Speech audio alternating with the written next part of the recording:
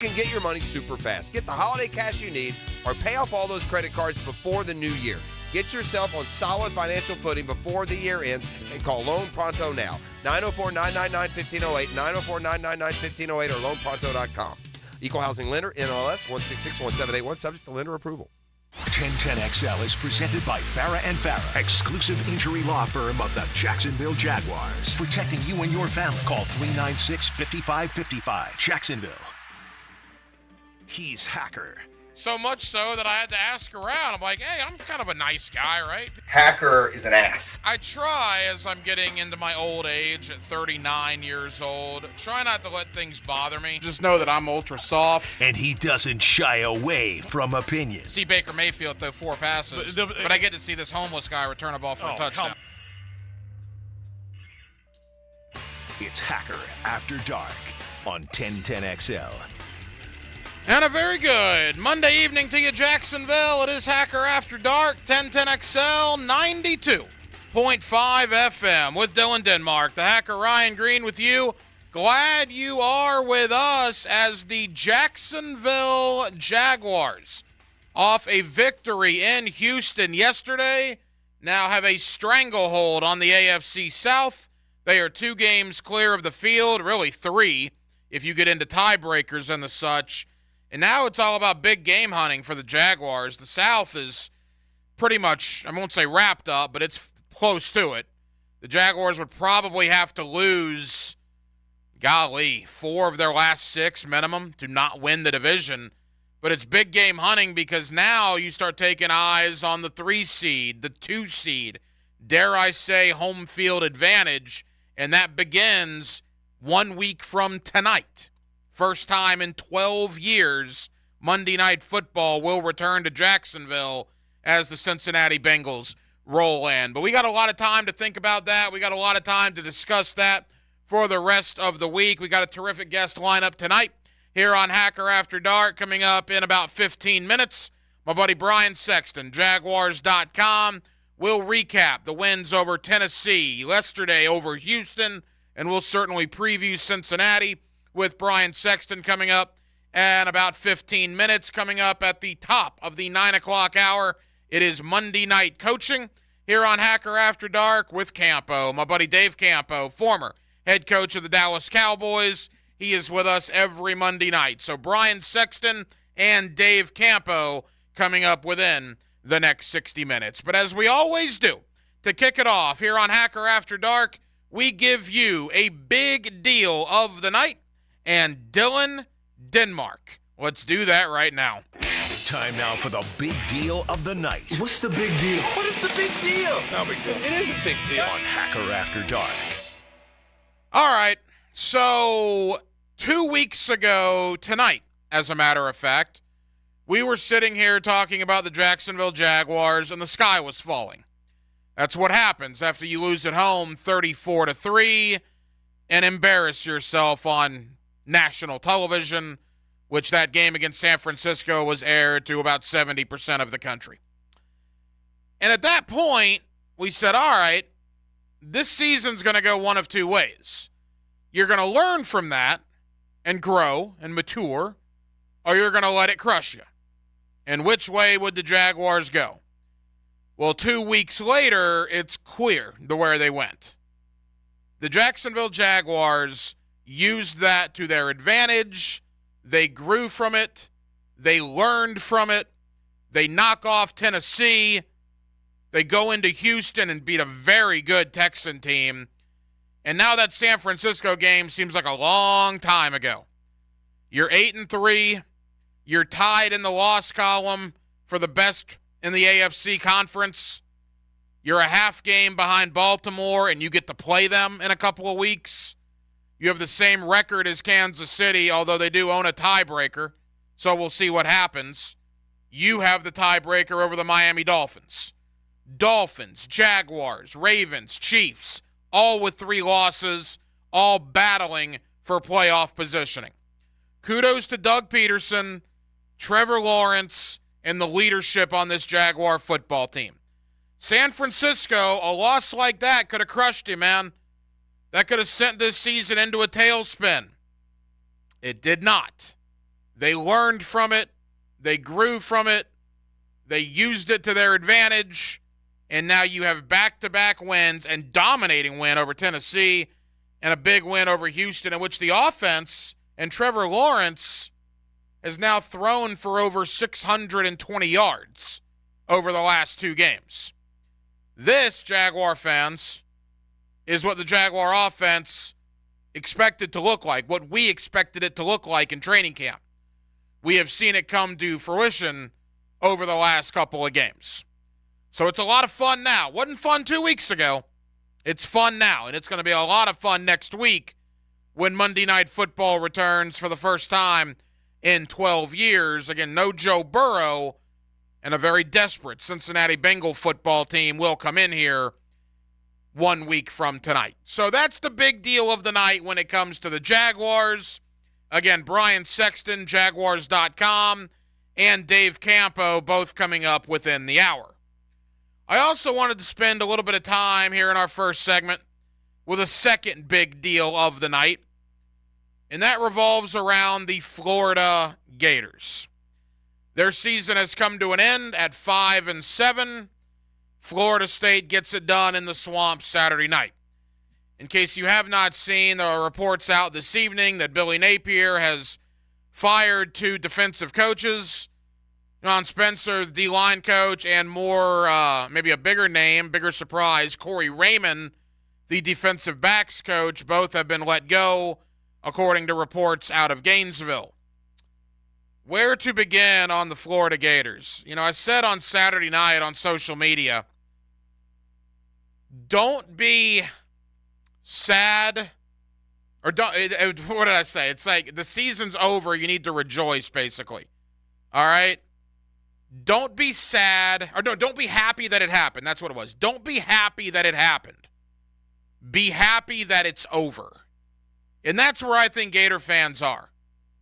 The last 5 weeks were terrible. Terrible. You allow a 4th and 17 to Missouri. They beat you. Arkansas, inexcusably, comes into the Swamp and beats you. You get absolutely embarrassed by the Georgia Bulldogs here in Jacksonville. You allow 700 yards to LSU. And a backup quarterback in Tate Rodemaker beats you for Florida State. But it's okay because they play hard, right? There's a lot of fight in them. That's what I hear all the time. Hacker, it's all right. There's a lot of fight. They're battling. Okay, great. If that is where you have been beaten down to as a Florida Gator fan, a team that had the fun and gun with Steve Spurrier, Danny Warfel winning a Heisman, Tim Tebow, and the spread with Urban Meyer, 3 Heisman Trophy winners in their history, 3-time national champions. And what do I hear this year after a 5-game losing streak? They're battling. They're showing a lot of heart. They're not giving up. You know what that is? That is a coping mechanism. That's all that is. You should not be satisfied with the University of Florida, quote, showing heart and battling. How would that go over in the state of Alabama right now if they lost 5 games in a row? How would that go over at Michigan or at Ohio State, at Notre Dame? They're battling. They're showing a lot of heart. And then we get to the culture. Well, they're battling and they're showing a lot of heart because of the culture that's going on in Gainesville. Well, let's examine that culture from Saturday night, shall we? You had a defensive lineman get kicked out of the game for hocking a loogie in somebody's face on the field. Yeah, that's a lot of culture right there. You had 2 defensive backs essentially trying to kill Tate Rodemaker when he was sliding down 5 yards shy of a first down on a key 3rd down late in the 4th quarter. Targeting, ejected. Second Gator player to get ejected Saturday night. Yeah, that's a lot of culture. That's good stuff. That's a lot of battle, a lot of fight, a lot of competing. You get 2 guys ejected in that game. You got Eugene Wilson when a coach tries to stop him from getting into it with a Florida State defensive back, just completely shoving the coach's hand off in a violent fashion. Once again, that's a lot of culture. You got to love to see that if you're a Gator fan. It's coping mechanisms, man. This season sucked. This season was terrible. It is unacceptable to go 11-14 in 2 years at the University of Florida. 11-14 in 2 years. I don't care how hard they fight. I don't care if they're showing toughness. They're not giving up. If that makes you sleep better at night, then brother, more power to you. To me, it's down to wins and losses. And right now, you're losing far more than you're winning, which gets me to Billy Napier. I don't think they should fire Billy Napier. I've said repeatedly that he has to have a minimum of 3 years. Minimum. But I have more concerns now than I did a month ago. There's no doubt about that. Same problems are happening over and over and over. You get a safety in the Florida State game. You're up 12-0. ETN returns a kickoff to the 46-yard line. All the momentum in the world, you have it in that second quarter. And what do you do on first down? You run a double reverse pass that you get called for intentional grounding for that completely changed the complexion of that football game. Good heavens, that was awful. There is no defense for that. None. That was a terrible play call, a game-altering play call. Because less than 3 minutes later, Florida State's in the end zone before the half, and it's 12-7, and the game was completely and totally different. That's on Billy Napier. The culture that he's instilling with guys spitting in faces and throwing their coach's hands off of them and getting targeting penalties in the late stages of the fourth quarter. I don't know, man. Again, Billy Napier deserves 3 years. I think it's lunacy to fire anybody after 2. But to say that I'm not more concerned now than I was a month ago would be inaccurate.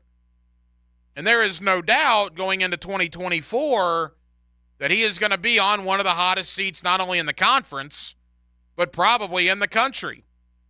Come May and June, when ESPN and CBS and all these national publications put out their coaching hot seat rankings, odds are Billy Napier is going to be right at the top. And have you seen that schedule next year for Florida? Have you seen that thing? 11 Power 5 opponents. 11. You could argue it is one of the toughest schedules in the history of the Florida Gators. Your out-of-conference includes UCF, Miami, and Florida State. Not to mention your SEC opponents with Georgia and LSU. I think Texas is on there next year. Ole Miss, I believe. Texas A&M. It's insane. And if a coach is on the hot seat going into that, and that's the gauntlet you have to go through in 2024, who on earth has confidence this is going to be an 8 or 9 win Florida team? They better hit the portal, and they better hit it hard, man. You better take a lesson or two from Mike Norvell in Tallahassee, and you better go into that portal, and you better get some dudes out of there. And try to salvage this recruiting class. Try to get it, to a top 5 or certainly remain in the top 10. And get Graham Mertz back to maybe compete with DJ Lagway next year and hope. Because if I'm on the hot seat, if I'm Billy Napier and I have that gauntlet ahead of me, things need to drastically change in the next 6 or 7 months in Gainesville. No more of this they're battling or they're competing. You think Tim Tebow would have want to heard that in 2006 or 7 or 8? Oh, Tim, it's okay you lost 5 in a row. No problem. You're battling, man. You're competing. You're hanging in there. Good stuff. Think that would have gone over well with Danny Warfel and Mike Peterson and Javon Curse and Johnny Rutledge back in the mid-'90s with Steve Spurrier? Hey, old ball coach, it's okay you're losing, man. Your guys are battling. You're instilling a culture, man. You're competing. Absolute coping mechanism. Season was terrible. Call it what it is. You were embarrassing the last 5 games. And you didn't just lose to Florida State when you're spitting in faces and targeting and doing this and that to your coach. And it was nonsense, man. Nonsense on Saturday. Terrible way to end the year. Terrible. And we'll see what happens. Apparently the change has already begun tonight as Billy Napier reportedly has dismissed 2 defensive coaches, Spencer and Raymond, off that Gator defensive coaching staff. More on Florida State and the fallout there, the Noles. Good kudos to them. You go into the Swamp with a backup quarterback and you win the game. You fall behind 12-0 in that environment and you win the game. Mike Norvell, Florida State, you deserve that sod from the Swamp. You deserve to carry that Gator head out there. You were the more well-coached, the more disciplined, the better football team. Kudos to you. If that cost me my Gator card, whatever. That was embarrassing at times on Saturday night for the Orange and Blue. 641-1010 is the phone number. Again, more on that, but back into the Jaguars. Let's talk about this 8-3 football team. Let's talk about the big wins over Tennessee, over Houston. Let's preview 1 week from tonight when Cincinnati rolls in. Brian Sexton, Jaguars.com. The guy is an absolute Jaguar encyclopedia. We love talking with him, and he joins us next. Hacker After Dark on a Monday night in Jacksonville, Florida. And as always, we are glad you are with us. From the big hit, The ball comes out! to the clutch catch. Make the catch! Performance Painting presents the high-performance play of the game on 1010XL. Performance Painting. Prepare, protect, preserve. Here's Linda Beaver. Ladies and gentlemen, it's finally here. Beaver's annual Black Friday silent sale. Every car on the lot will be discounted so low, we can't even show the prices on TV. Doors open at 6 a.m. Friday. First come, first served. And once they're gone, it's over. Plus, anyone who buys between 6 and 9 a.m. will get a big screen TV and $1,000 cash. Want more? We're giving away free oil changes between 6 and 9 a.m. The Black Friday silent sale only at Beaver Toyota and Beaver Chevrolet. You don't want to miss this. Here's your 1010XL First Coast Community Calendar. Dreams Come True is the only local wish-granting organization giving dreams and special times to local children battling life-threatening illnesses. Find out how you can help at dreamscometrue.org. City Rescue Mission provides life-changing support for the homeless. Find ways to get involved at crmjax.org. Her Song is a nonprofit organization that breaks the cycle of human trafficking through survivor care, victim outreach, and education. Find out how you can help at hersong.org. If you could benefit from a grief and loss support group, call Haven Hospice at 279-1677. The 5-Star Veteran Center of Jacksonville is the place homeless veterans can go to recover, recharge, retrain, and reconnect. Learn more at 5starveterancenter.org. If you're involved in a community event and you'd like us to help spread the word, find out how at 1010XL.com. Visionaries, builders, and doers, are you ready to change the world?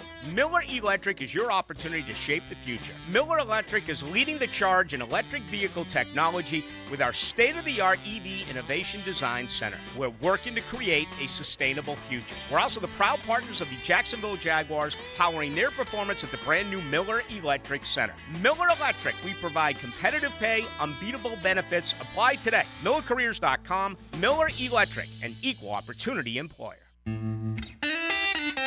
At ABBQ, they are turning up the heat on game day with a spread that'll make your taste buds do a victory dance. Football and barbecue always play together. I'm talking mouth-watering wings, juicy burgers, and tantalizing appetizers that'll keep your hunger in check as you cheer for your team. Come for the food and football, and stay for the teal-colored Jell-O shots, your destination for mouth-watering barbecue and an unforgettable game day. ABBQ, meet and drink with us. This Date in Sports History is brought to you by Southeast Orthopedic Specialists. On November 27, 1966, in the highest-scoring NFL game, the Washington Redskins defeated the New York Giants 72-41. Hey, it's Matt Hayes. The holiday season means plenty of plumbing problems, but Fenwick Plumbing, Cooling, and Heating has you covered with 20% off all plumbing repairs and services. From frozen pipes to garbage disposal disasters, Fenwick's Plumbing Pros will offer peace of mind with same-day, holiday, night, and weekend services. Schedule your plumbing repair or service today and save 20% off.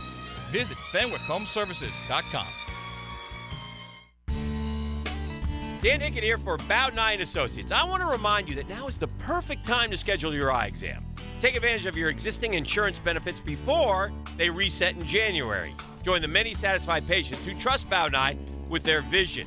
Schedule your eye exam now and enjoy the peace of mind that comes with clear and healthy eyes. And remember, your deductibles reset in January, so don't miss out on the benefits you've already earned. Bow Nye & Associates, keeping the First Coast focused.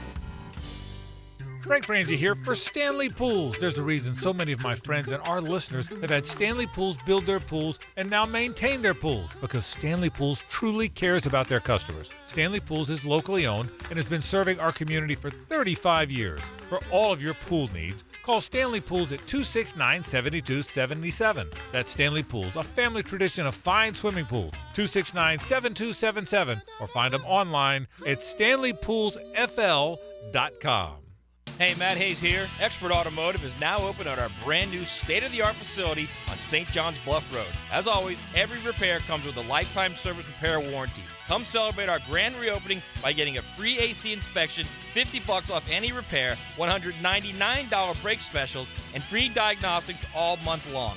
Call 374-3373 or visit us at our new location at 2190 St. John's Bluff Road. Expert Automotive. We never sell greed, only what you need. The Army-Navy Game Watch Party is presented by the City of Jacksonville Military Affairs and Veterans Department. Watch on the world's largest screens with a kids zone and free admission or donation. Gates open at 2 for the Army-Navy Game Watch Party at Everbank Stadium. Hey, David here with Royal Pest Services. It's that time of year where we're starting to bring things down from the attic. Along with that comes the critters that have been hiding up there year-round. Go to RoyalPestServices.com or give us a call at 886-2847. That's 886-BUGS. 1010XL is presented by Farah & Farah, exclusive injury law firm of the Jacksonville Jaguars. Protecting you and your family. Call 396-5555. Jacksonville. Let's ring up another guest on the All-Pro Roofing phone line. Back here on 1010XL and 92.5 FM in the city of Jacksonville. It is a Monday evening, and we are glad you are with us. The Jaguars now 8-3 on the year after a good road division win in Houston. And 1 week from right now, Monday Night Football returns to Jacksonville for the first time in, golly, over a decade, I believe, when Cincinnati rolls in. With all that being said, Brian Sexton from Jaguars.com. He's always kind enough to join us here on 1010XL in Jacksonville. Brian, hope your Thanksgiving was well, man. How are you? I'm good. It's been 12 years. The last Monday Night Football appearance was Mel Tucker's first game as the interim head coach. Wow, yeah. It was the week that they announced Shad Khan was the prospective owner of the Jaguars, and it was the San Diego Chargers who rolled in here and rolled over the Jaguars that day. It was ugly. It was 38-14. But they played two games in 11, if you recall. It was Blaine Gabbert's rookie season, and Josh Scobie kicked 4 field goals in a Monday night game in which the Jaguars won 12-7, and John Gruden famously called out Blaine Gabbert for his pocket presence, and everything seemed to go asunder from there. But it's been a long time. Jack Del Rio was the head coach. Blaine Gabbert was a rookie. Shad Khan was just buying the team. It's been a while. Yeah, it's been a long time since Monday Night Football has been here. It's what happens, though, when you got Doug Peterson, you got Trevor Lawrence. I mean, look, Brian, the last time you and I spoke was 2 weeks ago. At that point, the sky was falling, right? San Francisco 34-3, and people were panicking. But you and I said at the time, you beat Tennessee, you beat Houston, you take control of the division, and then the national folks will come back for Monday Night Football. And lo and behold, that exact scenario played out. 2 great wins by the Jaguars in the last 2 weeks. Yeah, it was right after that 49ers game that the word focus was bandied about by a lot of different people. And with the result on the field, for good reason. You get beat 34-3 coming off your bye week in a game that everybody called a measuring stick game. Yeah, focus is just one thing that can be called into account. But you and I talked that day, and people in the building were talking. Win 2 games in the division, go to 8-3, and you're right where you want to be. They've got this thing by the throat right now. All they have to do is take care of their business. They control their own destiny. And if they continue to do that, 2 things happen. One is you win the division title and you have a home playoff game. But if you knock off the Ravens, right, and keep winning, you could host the playoffs. You could, believe it or not. have a first-round bye, depending on how things go with Kansas City. So there's a lot of reasons to play well, and this team has found a renewed focus. This coach is very good at getting this team to perform, not just on the field, but on the practice field and in the classrooms. He has a very nice edge to him as a former player, as a Super Bowl winning coach. And when he talked about focusing, when he urged his players to find a different level of focus, well, they've done it the last 2 weeks, and it's a good sign going forward. Brian Sexton, Jaguars.com, here with us on 1010XL in Jacksonville. Brian, Trevor Lawrence, 620-plus yards passing over the last 2 wins. Your thoughts on his performance, and is it a coincidence that Zay Jones is back and the numbers are improving? What's your thought with that situation?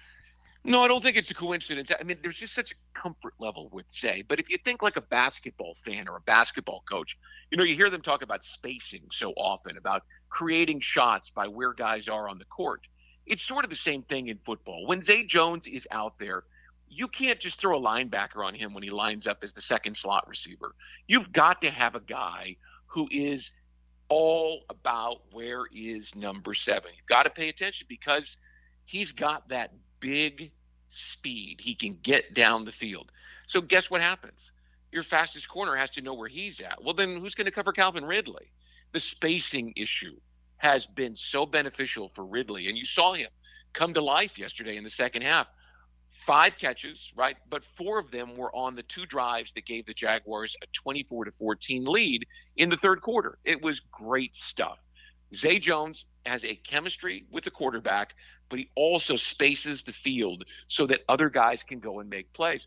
Who would have thought when they signed Zay Jones last spring of 2022, that he would become the central figure in how everything just clicks? But he is. He is a terrific weapon and a really good teammate. Brian, yesterday the Jaguars had 6 guys that had 30 receiving yards or more. That's crazy, right? 6 guys that had 30 receiving yards or more. And if you look at the season stats, Ingram, Kirk, and Ridley are all at 47 catches or more. I mean, you talk about distribution of the football. They're taking it to another level here in Jacksonville. Well, this quarterback sees the field so well. And Doug was just on his news conference talking about how much he is improving. It's time on task. And yes, this is his 3rd season, but this is that moment where you go from taking what the defense gives you to dictating to the defense. And he's starting to do that. And, when you take what Doug and Press and Mike McCoy are able to do with all the different weapons as the quarterback feels comfortable behind an offensive line. He was barely touched yesterday. And the only sack he's given up in the past 2 weeks was when he ran out of bounds against the Titans. So it's a lot of different things, but it's all working to make the quarterback hyper efficient.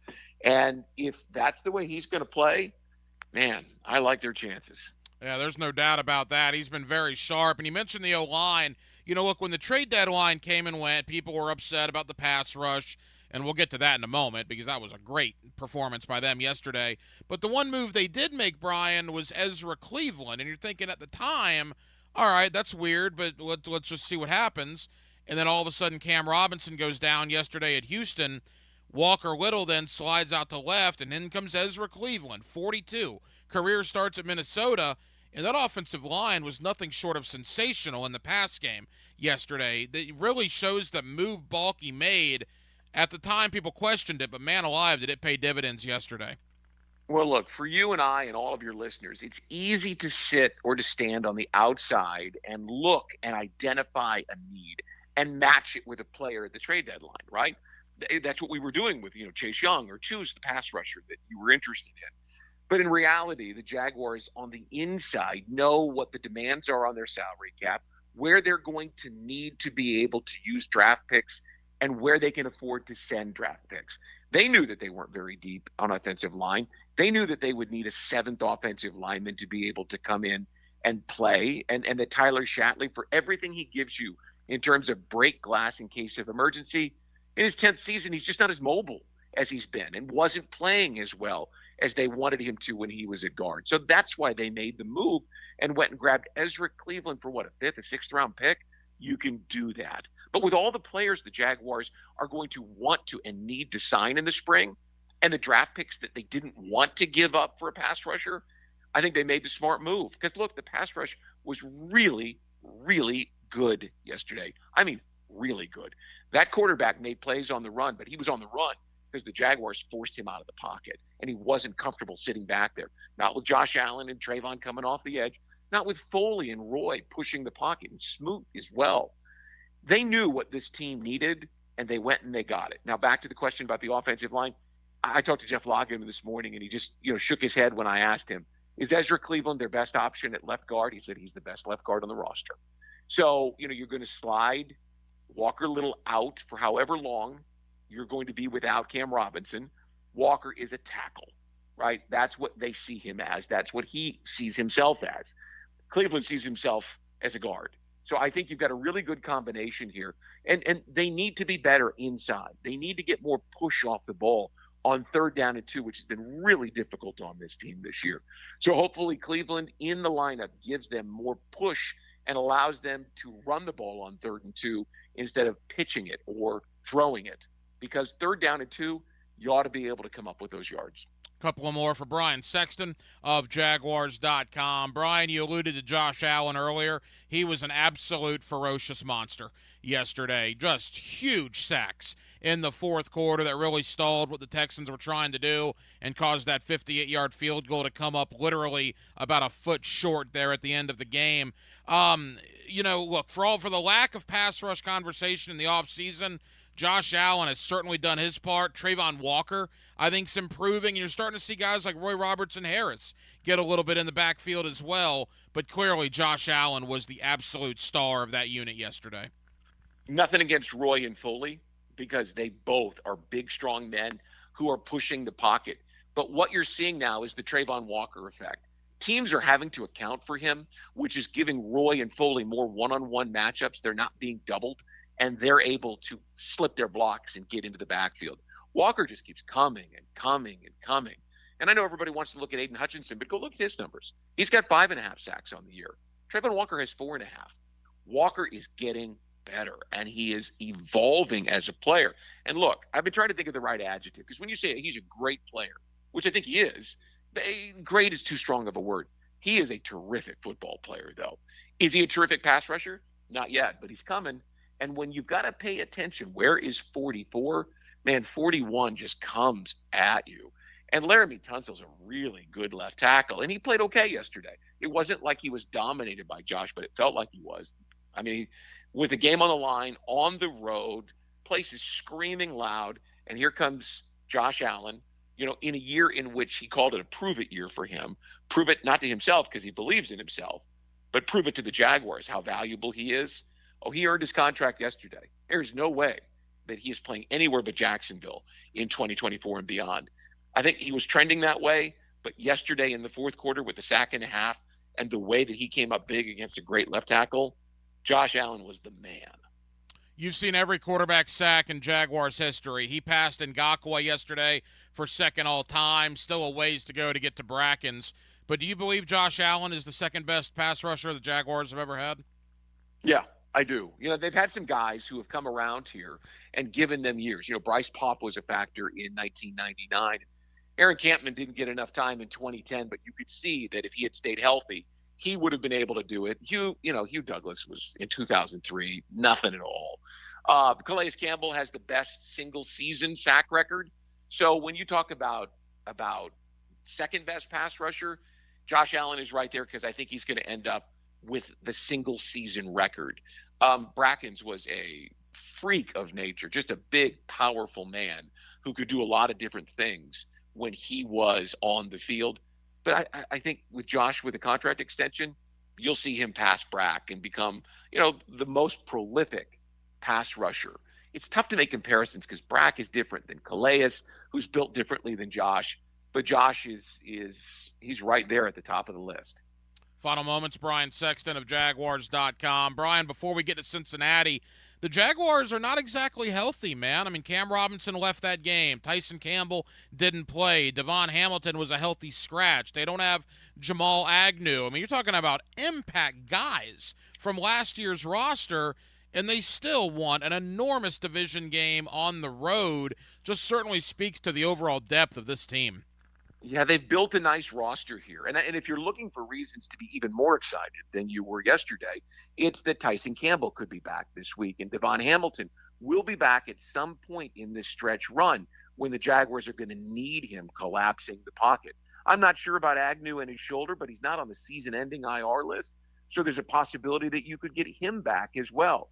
For all of the grief that Trent Baalke took, he has done a really nice job with this roster. There are still needs, but there's always going to be needs. There are some draft picks that don't pan out, but there's always draft picks in every city that don't pan out. I think you got to give the guy a lot of credit because he's got a roster, in less than 2 seasons that has a shot. And I emphasize, it's just a shot, but they have a shot at home field advantage throughout the playoffs if they take care of business here down the stretch. And we have every indication to believe that they're ready to accept that challenge and take care of business down the stretch. Brian Sexton, Jaguars.com, here with us. Brian, that gets us to Monday Night Football. Look, that's going to be a desperate Cincinnati football team coming in here. Obviously, no Joe Burrow, and we understand that, but still a lot of talent. They're 5-6. You look at the standings, they almost have to win this game on Monday night to stay in contention for a wild card. I like the Jaguars and the way they're playing, but clearly they're going to have to be ready to play a desperate team on Monday night. Yeah, this game loses some of its luster. It was a Monday night game on the schedule because of Burrow against Trevor Lawrence. I mean, that 2 superstar young quarterbacks, and I love Joe Burrow. He is a lot of fun to watch when he's playing someone other than the Jaguars. That being said, their quarterback, if you give him time, there are weapons for him. Jamar Chase, Boyd, Higgins, even Drew Sample, the tight end who had the touchdown against the Steelers, they're all capable. So if you give him the kind of time that he needs, there are guys who can help him out. And Joe Mixon is capable of taking over a game. If we see the Jaguars defensive front that we saw yesterday playing against the Bengals on Monday Night Football, I don't worry about them. I think this team is hyper-focused. I think they're ready to go. I know that the Bengals are going to be desperate, but I think that the Jaguars are more than up to the challenge of defending their home field and trying to get home field advantage. This is a team that's ready to take that next step. A win on Monday night, a convincing win, right, where it seems like they control the action, would go a long way towards getting them ready for what's going to be a tough game in Cleveland, and then the Sunday night game 2 weeks later against the Ravens. Brian Sexton, Jaguars.com. Brian, final question. The fans, you said it's been 12 years since Monday Night Football. A lot of fans haven't experienced Monday Night Football. Boy, what a scene that should be at Everbank Stadium a week from tonight. Yeah, and this town, whenever the bright lights shine on it, and we saw it last year against the Titans and against the Chargers, this place goes wild. It's a great scene. I expect it to be a great scene on Monday Night Football. And, Sunday Night Football has kind of become that crown jewel, but that's on a day full of football. Monday still stands alone, and ESPN put a ton of money into bringing their broadcast crew, Buck and Aikman together, and they put a lot of energy into their broadcast. This is a huge game for Jacksonville, and I don't have any doubt that it will show up, and as players like to say, show out, and I expect a crazy environment. It's going to be a lot of fun. Brian Sexton, Jaguars.com. Brian, I know you're very busy, man. Thank you for the time. We'll do it again soon, my friend. Thanks, Ryan. Always look forward to talking to you. There you go. Brian Sexton, Jaguars.com, here with us on Hacker After Dark. Coming up in about 20 minutes or so, Monday Night Coaching with Campo, my man Dave Campo. He's our head coach here on Hacker After Dark, and we'll take a look back at the Texans' win yesterday and look ahead to Cincinnati coming up next Monday. We'll get back into the world of college football. We'll talk about the playoff. We'll talk about a big championship Saturday coming up, where Florida goes from here, where Florida State goes from here. And I got a really interesting scenario I'm going to throw at you guys. And Seminole fans, I'm curious even your thoughts if this scenario plays out to what the committee may do on Sunday. Monday Night Football tonight, Chicago and Minnesota. Still scoreless, right, Denmark? That's the last thing I saw. It is still scoreless. Chicago had the ball for like 9 minutes on the opening drive and missed a field goal. I mean, I'm doing the first segment. I look up at the TV. There's 5:50 to go in the first quarter. The Vikings hadn't even had the ball yet. But Chicago missed that kick. So a rapidly moving first quarter, but they are still scoreless. A game Minnesota definitely needs for their NFC playoff hopes. More on the NFL, back into college. We got a lot to do. With you till 10 o'clock, Jacksonville, a Monday night edition of Hacker After Dark with Dylan Denmark. The Hacker Ryan Green with you here on 1010XL and 92.5 FM. Believe in the unbelievable. Unbelievable! 1010XL. I can't believe it! I can't believe it! We're hearing is believing. Unbelievable! So I'm here with Danny Van Sickle, Director of the Electrical Training Alliance. Danny, tell me about your program. Hey, Rick, we're a 5-year electrical apprenticeship. Our students start out making over $30,000 a year, and right now graduate making over $80,000 a year, including benefits. There is no tuition and no student debt. You just have to apply and get accepted. Did you say no tuition and no student debt? You heard that right, Rick. Once you're accepted into the program, your only costs are the books and the course fees, around $700 a year. Wow, that sounds like an amazing opportunity. How can I learn more? Just go to etajax.org, and you can apply there. Apply by May 23rd. Mia here, and let me tell you about one of our area's best resorts, the Sawgrass Marriott Golf Resort and Spa. The Sawgrass Marriott is not only a great destination for a vacation, but it is also a great destination for dining on the Florida's first coast. 1912 Ocean Bar and Rooftop is now open on Ponte Vedra Boulevard, featuring Ponte Vedra's only oceanfront rooftop bar and lounge. Serving finely crafted cocktails and delectable eats, it's open daily from 4 to 10 with complimentary valet parking. When it comes to a new roof, you want the golden standard. Can't afford the cost of replacing your roof without financing? Don't worry, we have special financing with up to 30-year terms. As long as you're not in an active bankruptcy, current with your property taxes and mortgage, not in a reverse mortgage, no liens or judgments, and no foreclosure, we should be able to get you funded. No hard credit check required. Golden Hammer Roofing and Gutters. Golden Hammer! The golden standard in roofing. Want to be up close and personal with the Jaguars as they take the field? Here's your chance to be in the shadows, outside the Jaguars locker room, now called the Vault. Enter today at jaguars.com/shadows. One winner a guest for every home game at Everbank Stadium. No purchase to enter or win, must be 18 or older and a legal resident of Florida or Georgia. Promotion period 9/5/23 through 12/15/23. For official rules and complete details, visit jaguars.com. Sponsored by Jacksonville Jaguars, LLC. He used to cover the Jags. Now he's a CBS Sports senior NFL writer. Well, I believe you got everybody's attention. He's Pete Prisco. Friday afternoons on The Frangie Show. Brought to you by Showtime Sports Cards and Collectibles on 1010XL. Post-game Monday on 1010XL is brought to you by Dandy Foods, makers of quality fresh sandwiches and home of the good stuff. Looking for quality equipment and a name you can trust? Lepo Rents, Bobcat of Jacksonville, is your premier construction equipment dealer and rental house. We have the right equipment for the job, offering the big and small tools needed for your next project. Lepo sells and rents track loaders, excavators, boom lifts, and much more. For your next project, remember Lepo Rents, your authorized Bobcat dealer in Jacksonville. Visit them online at leporents.com. Men suffering from ED or PE, you'll see instant results on your first visit at Prime Men's Medical Center. For a limited time, your initial consultation and first treatment are totally free. You'll even get a gift that enhances performance in the bedroom. Call 904-664-8217. Since 2014, there's been only one official home builder of the Jaguars, Dreamfinders Homes. With quality-built homes and a speedy move-in process, we're in 20-plus communities in the best locations across Northeast Florida.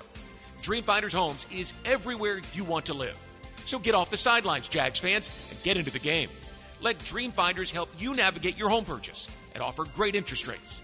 Visit DreamfindersHomes.com for all your move-in ready homes and step up your game. Hi, this is Dave Barker. Multi-unit hair grafting is now available at IHRS and can give you 3 times more hair in one procedure over a traditional hair transplant. Multi-unit hair grafting gave me more hair in one procedure and within my budget. You can grow your hair back with this exclusive new procedure. Call for a free evaluation. Call IHRS 904-777-IHRS 777-IHRS 777-4477. Wondering what you're going to do for dinner tonight? Southern Steer Butcher is a full-service butcher, and we grind and make sausage in-house every day. Now open in Ortega. For tasty tips and juicy breasts, choose Southern Steer Butcher. So I have been in the operating room most of my career, watching people have orthopedic surgery, watching people get knees replaced, hips replaced, shoulders fixed, and I knew there had to be a better way. That's Dr. Daniel Zuckerman, a medical director for QC Kinetics, the nation's leader in non-invasive regenerative treatments for pain relief. I see so many people who could have been helped before they got to the operating room if only they had known about regenerative medicine. QC Kinetics, a natural alternative that uses your body's own healing properties to help restore and repair damaged joint tissue, providing long-lasting relief without drugs, surgery, or downtime. Well, it feels great when I do get to see somebody who we help, who I know I kept out of the operating room. It's amazing how we change people's lives without surgery. Call QC Kinetics for your free consultation. Call QC Kinetics, 904-274-5522. That's 904-274-5522. 904-274-5522. 1010XL is presented by Farah and Farah, exclusive injury law firm of the Jacksonville Jaguars. Protecting you and your family. Call 396-5555. Jacksonville. Hacker After Dark on 1010XL. Chicago 3-0 over Minnesota. Just a barn burner going on in the Minneapolis area tonight. How about this for the first quarter? The Bears have run 22 plays. The Minnesota Vikings have run 3 plays. The entirety of the first quarter. Bears up 3-0. We will keep you updated. So Florida State beats the Gators. Kudos to them. Right on. They were the better team, the more disciplined team, the better coach team. Absolutely great victory for the Noles. But was it enough for the eye test? I'll tell you what was not good for Florida State. A couple of things. Number one, what was not good is Louisville losing to Kentucky. You would have liked Louisville to be in the top 10 when you played them in the ACC championship game. Kentucky beats them. That'll hurt Louisville's resume, which in turn will hurt Florida State's resume. Well, you say, it doesn't matter. Florida State's undefeated. They're going to get in. All right, well, hang on one second. We'll get there. I'll tell you what else wasn't good for Florida State was Jalen Milroe on 4th and goal from the 31-yard line at Jordan-Hare Stadium having an absolute prayer answered in the corner of that end zone. Remarkably, 10-year anniversary of the kick six in that same stadium. They now have the Milroe miracle as Alabama scores on what essentially was a 31-yard Hail Mary to salvage their year, and now everything is on the line for the Crimson Tide on Saturday when they play Georgia. A lot of Florida State fans are still probably saying, Hacker, it doesn't matter. You go undefeated, you're going to get in. All right, well, let's have that conversation.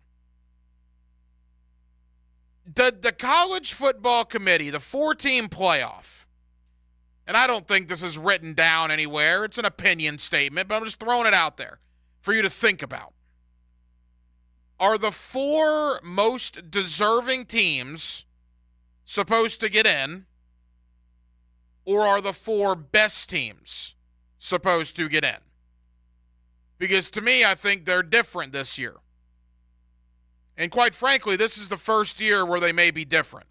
Normally, I think the committee gets it right. The one year that, was it Penn State beat Ohio State, yet Ohio State still got in over Penn State? All right. There was certainly some issues with that. But by and large, I think the committee's done a pretty good job over the duration of this 4-team playoff. Again, next year, it wouldn't matter. We're going to have a 12-team playoff. So this is the last year to have this argument. Is it the most deserving versus the best? Stick with this scenario. Washington beats Oregon Friday night, Pac-12 championship game. Washington is undefeated with 2 wins over Oregon. The Pac-12 is clearly better than the ACC. At that point, Washington's in the playoff. They're ranked higher than Florida State now anyway. Michigan beats Iowa. Michigan's clearly in. So half your spots are gone. If we assume Washington wins and we assume Michigan wins, Those are 2 of your 4 playoff teams. Now the question, most deserving versus best. What if Alabama beats Georgia? Could definitely happen, right? Certainly plausible. Could potentially even be likely. It's not a foregone conclusion Georgia wins that game. What if Alabama beats Georgia? Then what do? You got to put Alabama in, right? A 1-loss SEC champion? They got to go. So then what happens if it's undefeated Florida State with Tate Rodemaker or the defending back-to-back national champion Georgia Bulldogs, who we'll say in our scenario lost a 1-score game to Alabama? What on earth do you do at that point? Who would be more deserving? Well, you could argue Florida State would be more deserving. They were undefeated. Who's the better team? Georgia or Florida State with a backup quarterback? I think that's different. Denmark, you're a diehard college fan. Under my scenario, Washington's in. Michigan's in. Alabama beats Georgia by a field goal. Who are the 4 playoff teams? Depends how Florida State plays. This feels like Ohio State in, 2014? I think it was when they won the title, when they had those backup quarterbacks and everybody was in limbo, but then you saw them blow those last 2 teams out they played. Like in the Big Ten, I think it was Wisconsin that they played.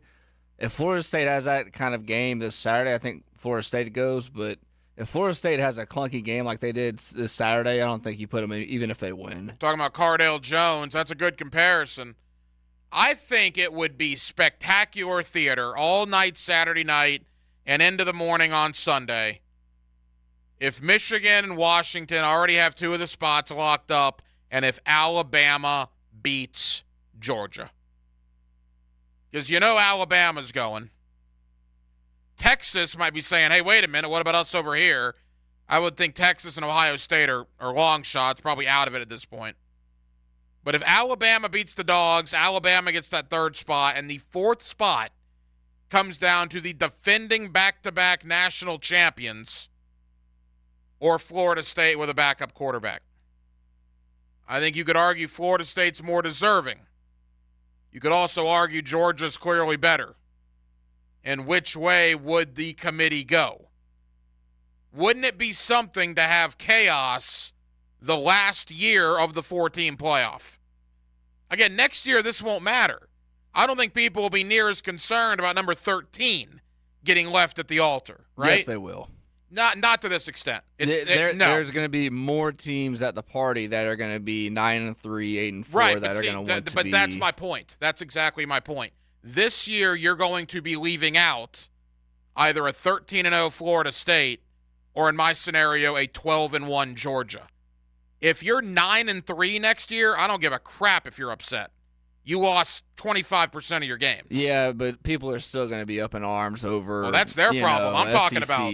No, that's their. I'm talking about me. Yeah, I know, but you people are still going to be up in arms. People are up in arms whenever the 65th team doesn't get in. You know in what, college though? basketball. They get over that 5 minutes after selection Yeah, Sunday. they do, but I mean, Jay Billis and all those dudes always get up in arms over Wichita State. That's you know. that's their job. Yeah, they're I know, commentators for college but I mean, basketball. this whole thing that we're not going to have as much controversy because it's 12 teams. No, more people are going to be invited to the party, which means we're going to have more controversy. Right, but again, a 12-1 team would not be left out next year. No, a 13-0 team will not be left out next year. Again, if you're 9-3 and you get left out, or even if you're 10-2 and you get left out in a 12-team playoff, I'm sorry. You lost 2 games. You lost 3 games. That sucks. That's the way it happens. If you're a 13-0 Florida State or a 12-1 Georgia that gets left out because there's only 4 spots to the dance in the final year of it, yeah, you have every right to be upset because you would clearly be in a 12-team scenario. So I just think it would be great to have chaos on Sunday. And for our status point, for where we are in Jacksonville, to have it be Georgia fans versus Florida State fans before that selection show starts would be juicy. Now, if Oregon beats Washington, if Texas blows out the Big 12 championship game. I mean, there's still a lot more things that could happen. But the most simple way for me to explain chaos to you, Washington wins, Michigan wins, Alabama beats Georgia, Florida State beats Louisville. Who are the 4 teams at that point? Is it the most deserving or is it the best? And I think maybe for the first time, that might be 2 separate arguments this year. 1 hour down, 1 hour to go. Jacksonville, we're with you till 10 o'clock. We're glad you're with us. With Dylan Denmark, the Hacker Ryan Green with you. Coming up next, back into the world of the National Football League. Monday night coaching with Campo. My friend Dave Campo, former head coach of the Dallas Cowboys. He's our head coach here on Hacker After Dark. Let's review Jags-Texans. Let's preview Jags-Bengals. 1 week from tonight, Monday night coaching with Campo next. 1010XL and 92.5 FM. Every Friday, 1010XL picks the weekend's games. It's one of the greatest rivalries in all of sport. Listen for the Otterson Wealth Advisors risk-reward picks of the week. There are no points for second place. Otterson Wealth Advisors, your goals, our expertise. I'm Tom Coughlin, founder of the J-Fund Foundation, helping local families tackle childhood cancer since 1996. And I'm Dan Hicken, asking you to be there for these kids November 29th on 1010XL. Thank you for supporting the J-Fund. Hey, hun, water is coming out of the bottom of the kitchen faucet instead of the top. The bottom of the faucet? Yeah. Do you mean the faucet is leaking? Well, yeah, that's another way to put it. I think we should call Duck Duck Rooter.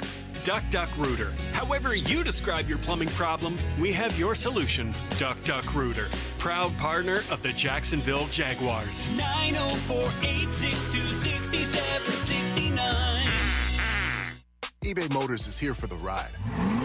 120,000 miles of night drives, daily commutes, and who knows how many. Are we there yet? Through countless fixes, elbow grease, and a new radiator, you kept your ride alive. With eBay Motors, you have over 122 million parts to keep it running. And with eBay Guaranteed Fit, they'll be the perfect fit every time. Plus, at these prices, well, we're burning rubber, not cash. Keep your ride or die alive at ebaymotors.com. Eligible items only. Exclusions apply. Hey folks, Dave Binion here with Zero Res. At Zero Res, we love rugs. We will treat your fine Oriental rugs with the tender and loving care they deserve.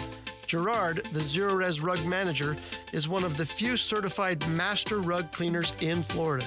If you want your rugs cleaned with tender loving care, call Zero Res.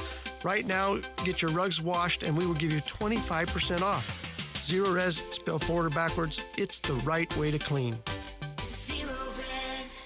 WJXL AM Jacksonville Beach. WJXL FM Jacksonville Beach. Superior Fence and Rail knows about exceptional customer service. From the first call to the final inspection, Superior's team provides first-class care with great communication, friendly installers, and quality fence products. There's a reason why Superior is the top-rated fence company in Jacksonville. So get off the fence and call Superior Fence and Rail for your new fence today. When you're on the fence, about a fence, SuperiorFenceandRail.com. Denny Thompson here. This holiday season, tackle burglars and protect your turf. Give the gift of peace of mind. Catch everything around your home with Tyson Sound & Security's cutting-edge surveillance cameras. Whether you're traveling for the holidays or just cheering on your team, earn a big score on safety and convenience. Tyson has you covered for all home cameras and security systems. Call Tyson Sound & Security right now for the holiday season at 904-762-1000. That's 904-762-1000. Tyson Sound & Security. Security and automation experts. The year is almost over. Do you need cash for the holidays or want to be credit card debt-free for the new year? Call Loan Pronto today. Their Express Equity line of credit can get you $20,000, $50,000, $100,000 in as little as 5 days. Listen, if you have a ton of equity in your house and Loan Pronto can help you turn that equity into cash, you can access up to 95% of your home's value. Use the money to pay off all your credit cards, pay off personal loans, or start that home improvement project. You can get the money you need now and still keep your primary mortgage intact. So your 3% rate, it's protected. And with Loan Pronto's Express Equity Line program, 90% of the time, there's no need for an appraisal. So you can get your money super fast. Get the holiday cash you need or pay off all those credit cards before the new year. Get yourself on solid financial footing before the year ends and call Loan Pronto now. 904-999-1508, 904-999-1508 or loanpronto.com. Equal housing lender, NLS 1661781, subject to lender approval. At Cannons of Jacksonville, they know that when you're towing anything, you gotta have products you can rely on. With over 50 years of fabrication expertise, the family at Cannons can repair or install precisely what you need to tow with confidence. Whether it's a heavy-duty hitch, trailer frame, gooseneck, tow bar, or any other towing accessory, Cannons will provide you with unmatched precision and durability. For all your towing needs, visit cannonsofjax.com. Where quality and customer satisfaction collide. Hi, Jags fans. Walker Little here for my friends at Kingfish Pest Control. Playing offensive line in the NFL, I must block and protect on every down. When it comes to keeping my home pest-free, I expect that same level of protection. So I contacted Kingfish after seeing thousands of positive online customer reviews about their service. I can confirm from personal experience, bugs don't stand a chance getting past Kingfish Pest Control. Do what I did. Reach out to Kingfish Pest Control to protect your home, a proud partner of your Jacksonville Jaguars. Discover the difference that local expertise makes at First Coast Lighting and Fans. Visit their showroom at the Avenues and browse high-quality products to match your desire for elegance, quality, and uniqueness at First Coast Lighting and Fans. 1010XL is presented by Farah and Farah, exclusive injury law firm of the Jacksonville Jaguars. Protecting you and your family. Call 396-5555. Jacksonville. Now, Campo's Coaching Corner on Hacker After Dark. Back here on 1010XL and 92.5 FM in the city of Jacksonville. It is a Monday evening, and we are glad you are with us. The Jaguars now 8-3 on the year after a gigantic road division win yesterday in Houston, and Monday Night Football returns to Jacksonville for the first time in 12 years, 1 week from tonight, when the Cincinnati Bengals roll in. With all that, let me welcome in my friend Dave Campo. It's always Monday Night Coaching with Campo, former head coach of the Dallas Cowboys. He joins us every Monday here on Hacker After Dark. Coach, how you doing? I'm doing great. I love Victory Mondays. There's no doubt about that. And, Coach, just speak to the game itself. I mean, two good young teams back and forth yesterday. It comes up literally a foot short on the field goal that could have tied it with 30 seconds to go. What a game to be a part of. Yeah, that was a great ball game and down to the wire, you know, and it comes down to 3 or 4 plays during the game that many times, you know, make the difference. And obviously the field goal, that was a long field goal. I'm not sure I agreed with the decision when you've got a number 1 pick at quarterback and a 58-yarder when the kid's never kicked a 50-yarder. But that play, that one play, was the difference in the football game. If he makes it, you go into overtime, you don't know what's going to happen. He misses it, you win. So it was a great game and against 2 good football teams. Dave Campo here with us. Coach, Trevor Lawrence in the last 2 weeks has thrown for over 620 yards through the air. Why all of a sudden is the passing game flourishing? Well, I think a lot of it is, I think it's a couple things. Number one, I think the offensive line, given the quarterback time, is a critical situation. And they did that. Last couple ball games, they've been able to keep him pretty upright. And then I really think that the combination of Zay Jones and Ridley on the outside opens up a lot of things, including their ability to get open, because you don't know which one to double. They're both playmakers. So even though Zay only had 1 catch yesterday, his presence on the field makes a big difference. So I think the combination of those things, and I'll tell you, Trevor's getting better. Trevor's confidence right now, if you remember that one ball that he threw, it was a fastball. You couldn't even see the ball caught because there were 2 people there.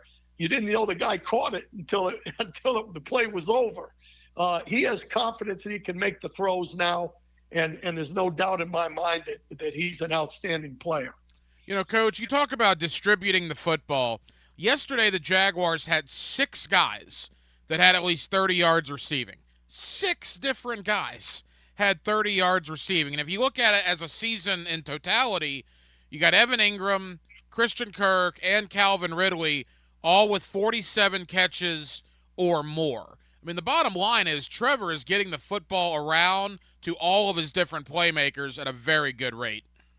Well, the only time I've seen him have a bad game is when he tries to force balls, and we don't have to. You know, we've got the receivers that if we just utilize the receivers, which he's good at, that's when we will be successful because there's too much firepower there for the defense. You can't load up on one guy. You can't say, okay, this is a critical situation. This is the guy you're going to go to. You know, they can go to any of those guys in a critical situation and have a chance to make a play. So that's what makes our offense dangerous, and that's good.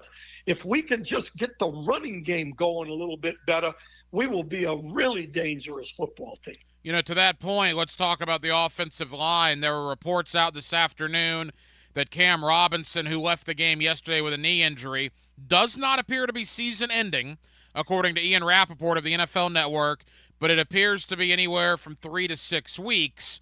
Barring any setbacks, he will likely be ready for the playoffs.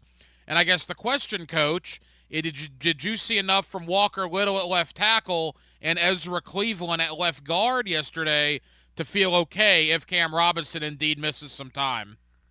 Yeah, I feel good about that. Those two guys. I know it's, you know, obviously it's the first time that the two of them played together. You know, I'm not concerned with Little at tackle other than he had to get used to it again, and he had a couple penalties that you got to eliminate. But as far as how he plays at tackle, I've never really had a problem with him at tackle. Now, with Ezra Cleveland, the jury's out a little bit. I thought he played excellent yesterday, and I think in some ways in the run game, when we did have a couple of popped runs, it was on that side. And so for me, I think, you know, he is a guy that from experience and from what I've heard from, you know, people that are close to him, he's a pretty darn good player. So at this point right now, with some time, that offensive line, that combination that's there right now might be the best because I really don't think Walker Little is a guard. So as we go forward, I feel okay with that.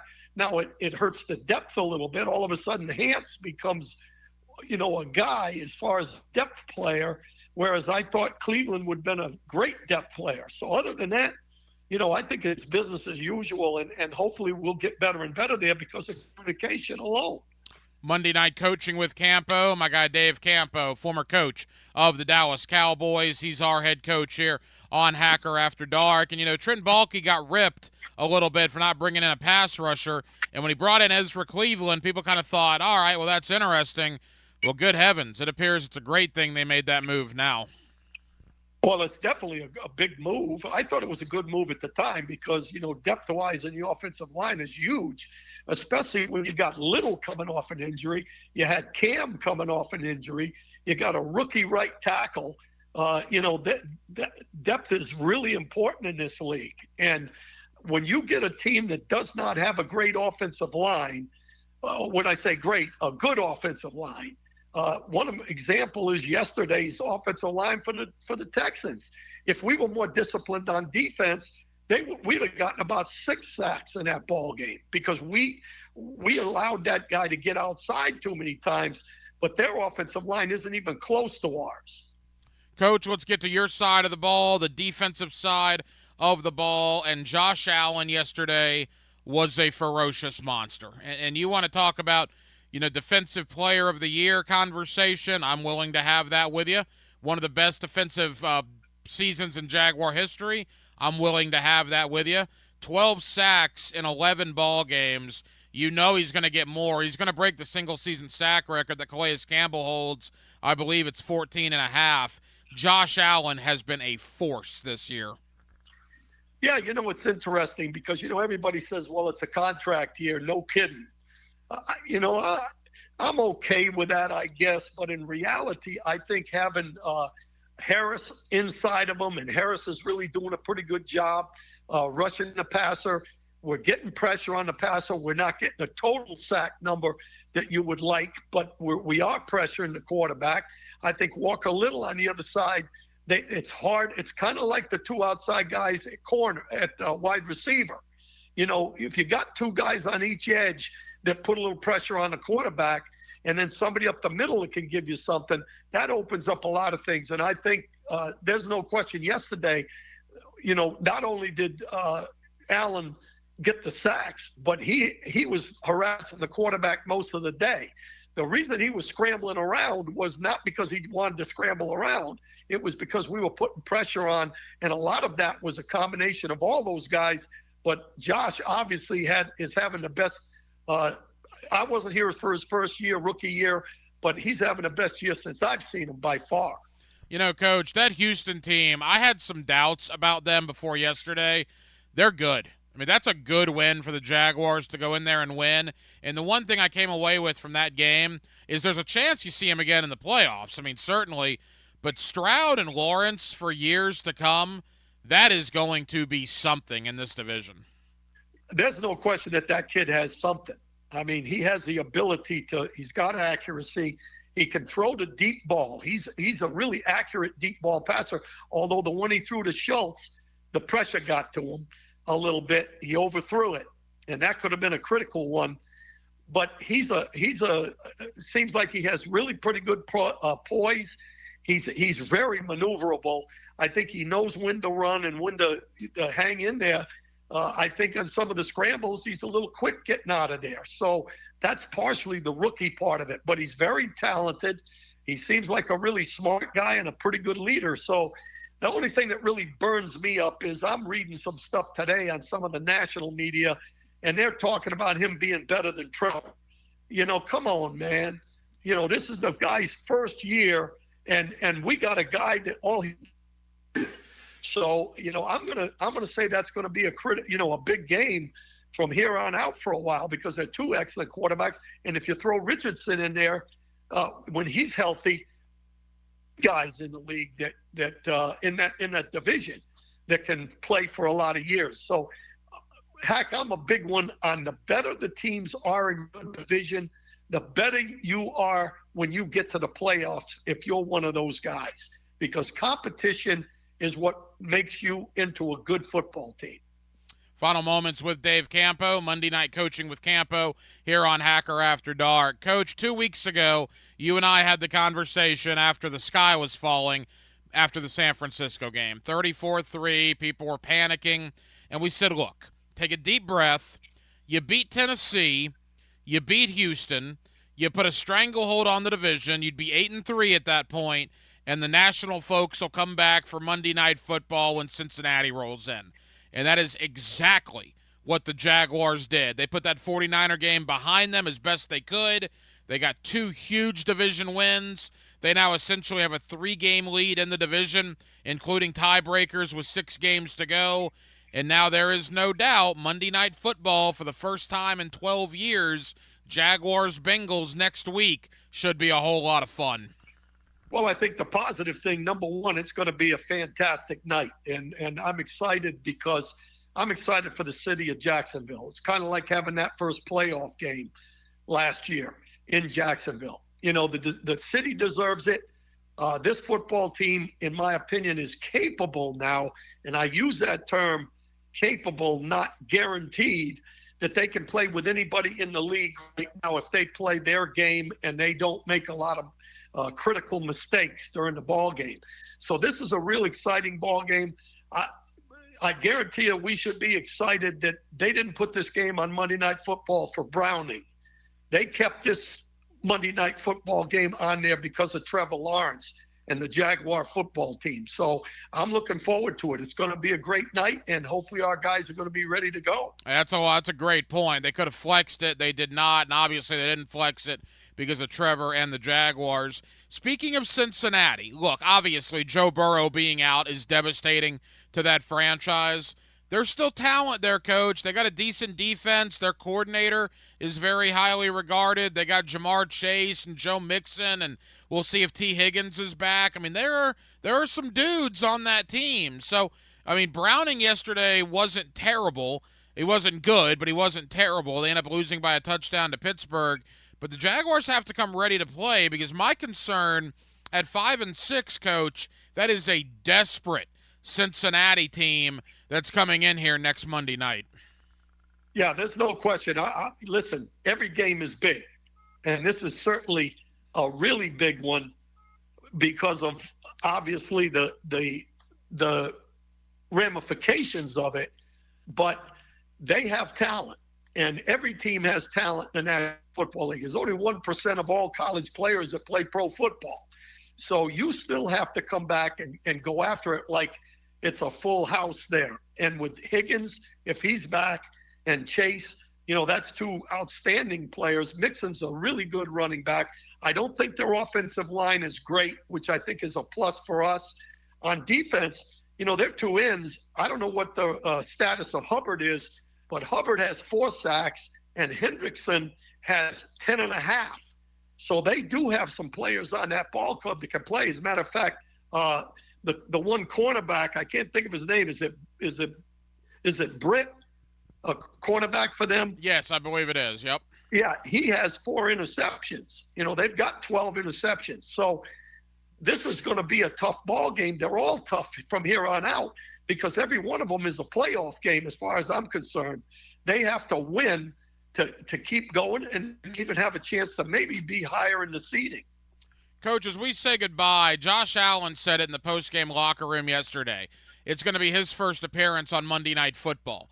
In fact, Trevor Lawrence, a lot of these guys, it'll be their first ever Monday Night Football game. How important is it for Doug Peterson and this staff to kind of keep the emotions in check this week and make sure that they don't do things they're not supposed to do come game time? Because you have to know these guys are going to be fired up to get out there in front of the national TV audience.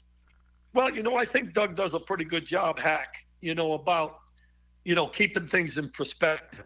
And I think that's one thing that a head coach, that's what his responsibility is, that we have to be us.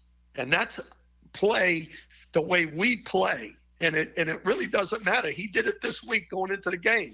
He was one of the first ones to say, hey, look, this is a big game because it's a division.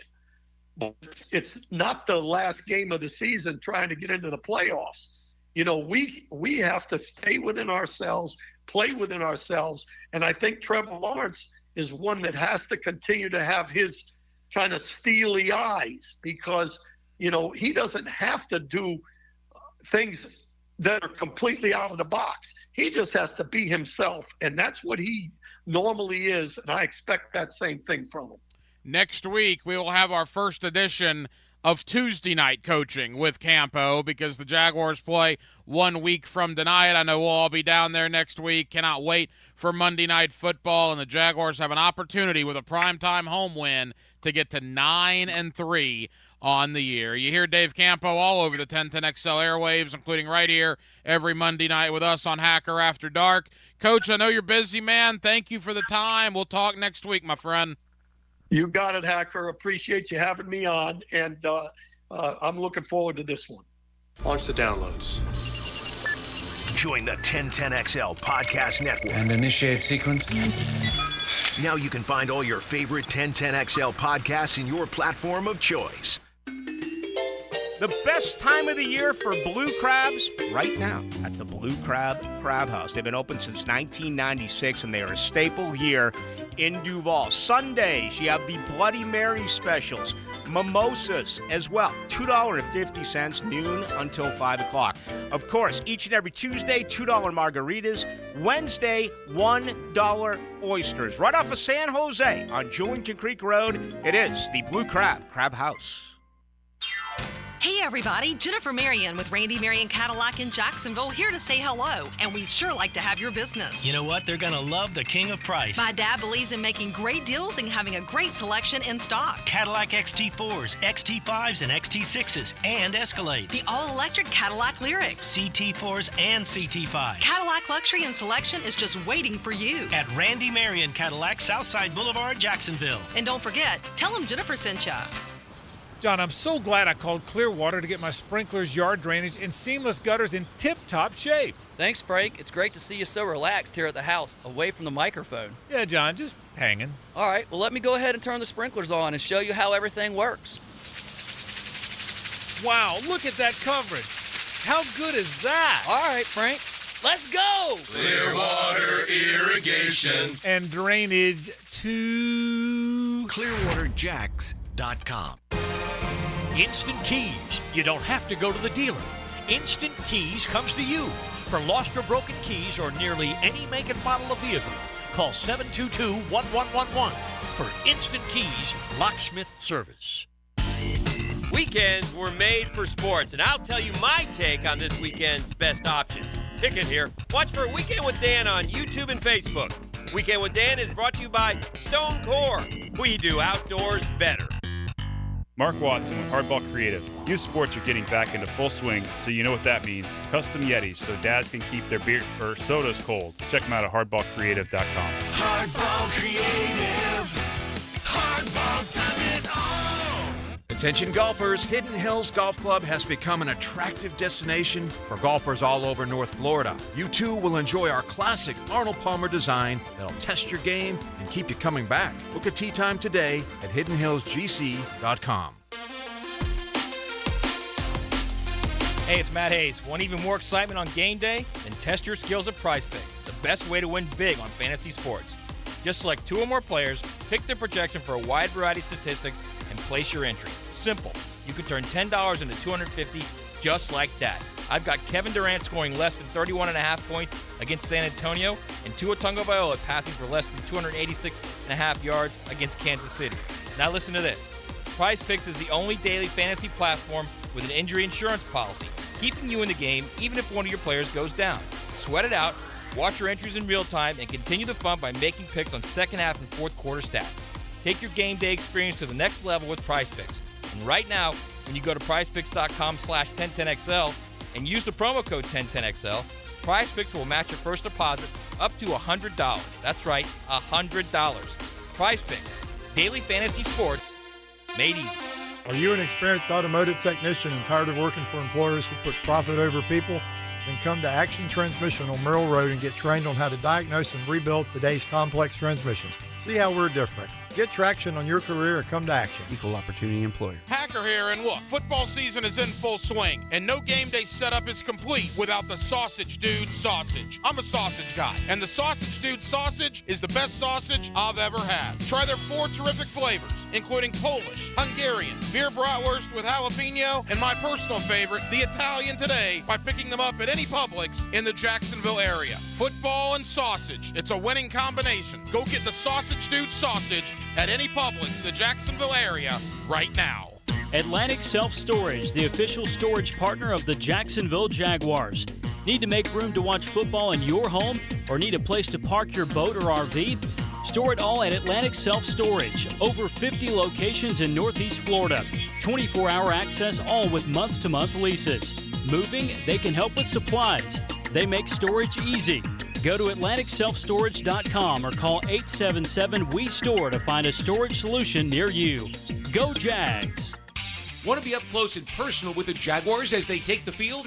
Here's your chance to be in the shadows, outside the Jaguars locker room, now called the Vault.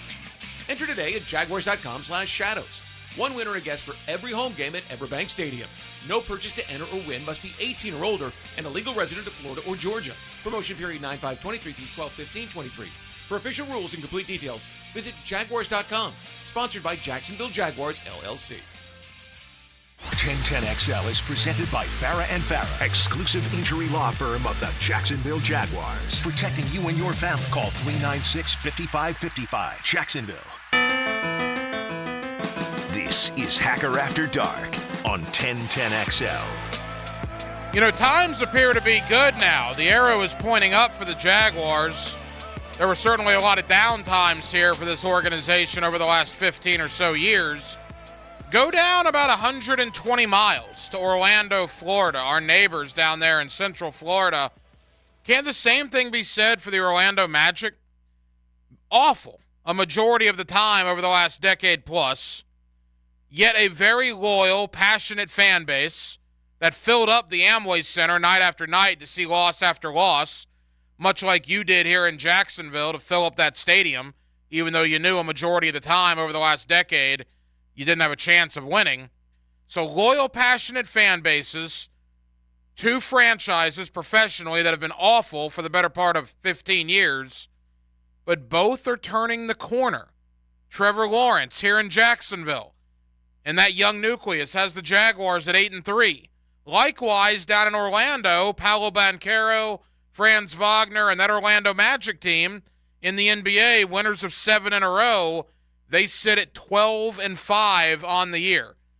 I want to do a little bit of that. Compare and contrast Orlando, Jacksonville, the Magic, and the Jaguars with my friend Dante Marchitelli. You see him on Bally Sports alongside David Steele and Jeff Turner covering the Orlando Magic. Let's talk about the hottest young team in the NBA so far this year, and let's talk a little bit about the parallels, the similarities between the Magic and the Jaguars. Dante Marchitelli, Bally Sports, next Monday night edition of Hacker After Dark. 2 hours spent on two things: your Jags and the rest of the NFL with Mike Dempsey and Fat Tony. Jaguars Today from the Jacksonville Orthopedic Institute studios. Every weekday from 10 to noon on 1010XL. I'm Tom Coughlin, founder of the J-Fund Foundation. Every year we ask for your help, and every year you come through. Your generosity helps local families tackle childhood cancer. And I'm Dan Hicken. We're asking you to please be there November 29th for the J-Fund Radiothon here on 1010XL. Or you can send your gift of $100 right now. Text GOAL to 243-725. Thank you for supporting the J-Fund on 1010XL 92.5 FM. The biggest, baddest rock experience in the United States is here. Welcome to Rockville with Foo Fighters. It's times like these, Motley Crue. Slipknot. Disturbed. Get down with the sickness. Jelly Roll. And I only talk to God when I need a favor. Limp Bizkit. Queens of the Stone Age, and Breaking Benjamin, Evanescence, Cypress Hill, Blackville Brides, A Day to Remember, Anthrax, In This Moment, Primus, Stone Temple Pilots, Tech Nine, and Judas Priest, plus so many more. Welcome to Rockville. 4 days, 5 stages, and 150 bands. May 9th through the 12th at Daytona International Speedway. Passes and camping on sale now at welcometorockville.com. I'm Jeff Middlecoff with Trustline Mortgage. My business partners, Alan Tyre, Bill Pappas, and Ken Rimley, have been helping first-time homebuyers with their mortgage financing all over Florida for 34 years. First-time homebuyers can get no or low down payments, anywhere from 0 to 3.5% down. As a first-time homebuyer with Trustline Mortgage, you get added benefits for doing your loan with us, like lower rates on your mortgage insurance and lower closing costs. Oh, and did I forget to mention that Trustline gives first-time homebuyers better mortgage interest rates? Here's the bottom line. Trustline Mortgage wants to help first-time homebuyers accomplish your goal of home ownership. That's why Trustline Mortgage is offering the best first-time homebuyer benefits around, period. Trustline Mortgage delivers with no and low down payments, lower closing costs, and better interest rates. Call Trustline Mortgage today at 381-LOAN. That's 381-LOAN to find out how we can help you buy your dream home. Or visit our website at trustlinemortgage.com. Trust your instincts and follow the line to Trustline Mortgage. Certain restrictions apply. See office for details. Trustline is an equal housing opportunity. MLS number 331480. Brian and Angela Wall here with Window World. Hurricanes happen in Florida. That's not news. But what happens even more often than hurricanes are home break-ins. And if security is important to you, you might want to look into hurricane-rated impact windows. What you may not know is that hurricane-rated impact windows not only help protect your home in case of a hurricane, but they also offer another level of security for your home. Have you seen those videos on YouTube that show people trying to break through an impact window? A thief is way too lazy to spend his energy trying to break through one of our impact windows. That's why he doesn't have a real job like you. He'd rather break your non-impact window while you're at work. Window World has high-quality, very affordable hurricane-rated impact windows to help protect your home from hurricanes and from lazy thieves. Call us today at 904-443-7001. Get a free estimate and see for yourself. You save energy, get more security, and the windows add value to your home. With all Window World windows, you get the best guarantee in the window replacement business. Window World, simply the best for less. And thank you for your business. It's your avenue to Athens. Follow Mandarin's Carson Beck and the Bulldogs all season long on the Bulldog Report. Brought to you by Travis Cummings and the Bailey Group on 1010XL. How about the Dogs? Do you have a septic tank at your home or business? You know the EPA recommends that your septic tank should be pumped out every 3 years, right? What about your drain field? Is it performing properly? Maybe it's time for a full septic system inspection. We're Duck Duck Rooter Plumbing and Septic Services, and we would love to help you with all of your septic needs. Give us a ring to get service scheduled ahead of the holidays. 904-862-6769. That's 904-862-6769 or duckduckrooter.com. Hey sports fans, it's Hayes Carline for QC Kinetics. Look, are you sick and tired of living with that constant pain in your knees and back? Joint pain doesn't just keep you from doing what you love, it affects your job, your relationships, even simple things like getting dressed. It's time to call QC Kinetics. They've got 2 great locations here, Mandarin and Ponte Vedra. And look, you can get in. They have appointments available right now. This week, call them at 904-274-5522. You got to give them a chance. Hips, shoulders, elbows, they can treat everything with natural biologics from your own body. Powerful healing agents, highly concentrated. If you're tired of steroid shots that don't work, or if you're trying to avoid surgery, call QC Kinetics now to schedule your free consultation. Learn more about these exciting new cutting-edge treatments. Again, 904-274-5522. That's QC Kinetics. Post-game Monday on 1010XL is brought to you by Dandy Foods, makers of quality fresh sandwiches and home of the good stuff. 1010XL is presented by Farah & Farah, exclusive injury law firm of the Jacksonville Jaguars. Protecting you and your family. Call 396-5555. Jacksonville. Let's ring up another guest on the All-Pro Roofing phone line. Back here on 1010XL at 92.5 FM in the city of Jacksonville. We are glad you are with us. You know, the Jaguars are experiencing a ton of success at 8-3 right now in the NFL. But just to our south, our neighbors in Orlando in the NBA, have you seen what the Orlando Magic are doing? The Magic are 12-5, winners of 7 in a row. They already have wins over the Lakers, over the Celtics, over the defending world champion Nuggets, just to name a few. It is the hottest young team in the league. With that, let's go to Orlando. My friend Dante Marchitelli, you see him on Bally Sports. He does a terrific job with the Orlando Magic, and he's always kind enough to join us here on 1010XL. Dante, how you doing? Ryan, I appreciate the intro, my friend. It's always great to catch up with you. And, yeah, how about the start to the season? It's, you know, the first 19 games were one of the hardest stretches of the season. And you're thinking, okay, can you come through 9-10 or 8-11, something like that? And here they sit 12-5. This has been a great start to the year. Now, Dante, I tell you this every time you're on. 1989, my uncle took me to the Orlando Arena when I was 6-7 years old at the time, and I saw Scott Skiles and Anthony Bowie and Nick Anderson and Greg Kite and Dennis Scott, and I was hooked, man. I was hooked. And I have suffered with this team for 35 years. And let's be honest, there have been some down times as of late, but this young nucleus with Paolo and Franz and Mo Wagner and Isaac and go on down the line, Jalen Suggs, Cole Anthony, boy, they look really good right now, Dante. Well, I think that's what's been the most fun for this whole process for me is to see how rewarding it's been for Magic fans. Because you go back to 2012, you know, when the decision is made to move on from Dwight and you send him off and then they're going to do a rebuild and the subsequent rebuilds or retools, whatever you want to call them, that have happened since, it's been tough. It's been a hard road for Magic fans. There's no question about it. It's been a hard road for the players on the team.